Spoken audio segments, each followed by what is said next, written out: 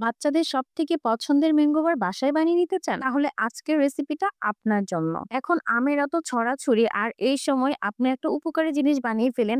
সারা বছরের জন্য এই ম্যাঙ্গো বারটা বানিয়ে নিন। আর আপনার বেবি যখনই খেতে চাবে তখনই এটা বের করে দিতে পারেন। আর স্বাস্থ্যকর উপায়ে বাসার তৈরি এই ম্যাঙ্গো বারটা দিলে বেবি বুঝতেই পারবে না যে এটা বাজারের কিনা নাকি বাসায় তৈরি। আর আমি তো ৫ কেজি আমের এই ম্যাঙ্গো বার বানিয়ে রেখে দিয়েছি। একটা বক্সের মধ্যে এতগুলা ম্যাঙ্গো বার ধরে যায়।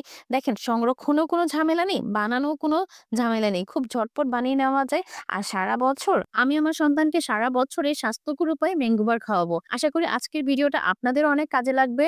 সো কথা না বাড়িয়ে let's go to my kitchen and cook. এজন্য আমি কিছু আম ছোট করে টুকরো করে নিয়েছি এবং হাফ কাপ পরিমাণ পানি দিয়ে এগুলোকে সিদ্ধ করে নিচ্ছি। সাথে দিয়ে দিয়েছি হলুদ, মরিচ আর জিরার গুঁড়া আর স্বাদমতো লবণ। দিয়ে খুব ভালোভাবে সিদ্ধ করতে দিয়েছি। অন্যদিকে আমি কিন্তু চুলায় একটি প্যান বসিয়ে দিয়েছি। প্রায় পৌনে ১ কাপের মতো চিনি দিয়ে অল্প একটু পানি দিয়ে একটা ক্যারামেল তৈরি করছি।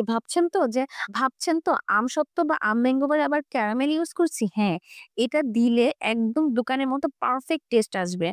ক্যারামেলটা এমনভাবে তৈরি করতে হবে যে কালারটা সুন্দর একটা লাল হবে, বাট এটা পুড়ে যাবে না বা পুড়া কোনো গন্ধ হবে না, গাঢ় কোনো কালার হবে না। দেখেন এরকম একটা লালচে কালার আসার পরেই কিন্তু আমি এই যে আমটা যে সিদ্ধ করে ব্লেন্ড করে নিয়েছি, এটাকে মিক্সড করে দিয়েছি। আমি কিন্তু আমের মধ্যে লবণ, হলুদ, মরিচ আর জিরার গুঁড়া দিয়েছি। এখন এই আমের পেস্টটা ক্যারামেলের সাথে খুব ভালোভাবে মিক্সড করে নিব। এটাকে অনবরত নাড়তে হবে। ১ম এ মনে হবে যে ক্যারামেলটা দলা পেকে আছে, কিন্তু এটাকে নাড়তে, নাড়তে একসময় এটা মেল্ট হয়ে যাবে। আর যখন খুব ভালোভাবে মেল্ট হয়ে একটা সুন্দর ঘনত্বে চলে আসবে, তখনই এটা নামিয়ে নিতে হবে।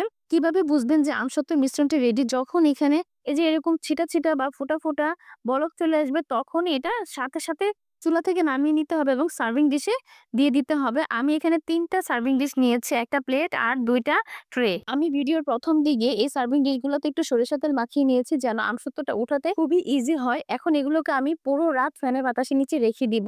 অনেকেই বলবে যে ২ ঘন্টা ফ্যানের বাতাসের নিচে রেখে দিলে হয়। এটা আসলে ঠিক না। ২ ঘন্টায় কখনোই আমসত্ত্ব পুরোপুরি ড্রাই হবে না।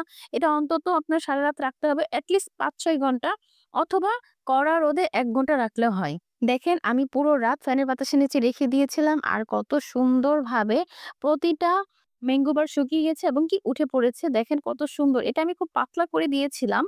আর বাকি ২ টা কিন্তু ভারী করে দিয়েছি, সেটা আপনারা ভিডিও দেখেই বুঝতে পেরেছিলেন। এখন এগুলোকে ম্যাঙ্গো বারের সাইজে আমি কেটে নিচ্ছি।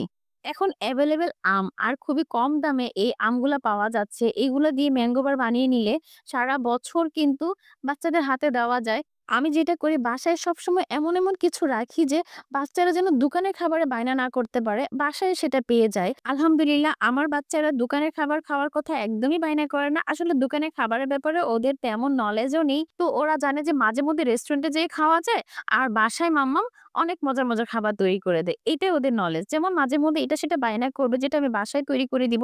আর আমি যখন বাসায় তৈরি করে দেই তখন এই ছোট্ট, ছোট্ট বেবিরা আমাকে বলে যে, "মাম্মাম খুব টেস্ট হয়েছে।" থ্যাংক ইউ মাম্মাম এত টেস্টি খাবার দেওয়ার জন্য।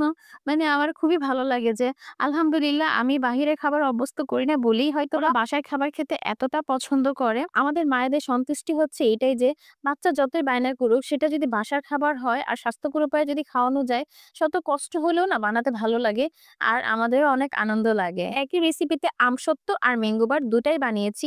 আমসত্ত্বর মধ্যে আমি শুকনো মরিচ দিয়েছি, ক্যারামেল ইউজ করিনি। আর ম্যাঙ্গো বারে আমি ক্যারামেল ইউজ করেছি, শুকনো মরিচটা দিইনি। এই হচ্ছে পার্থক্য। এই রেসিপিটা এতটাই পারফেক্ট হয়েছে যে আপনারা এটাকে ফলো করে বিভিন্ন ধরনের আমসত্ত্ব বানাতে পারেন। আশা করি আমার আজকের ভিডিওটা আপনাদের ভালো লেগেছে। Thanks for watching my video. আল্লাহ হাফেজ।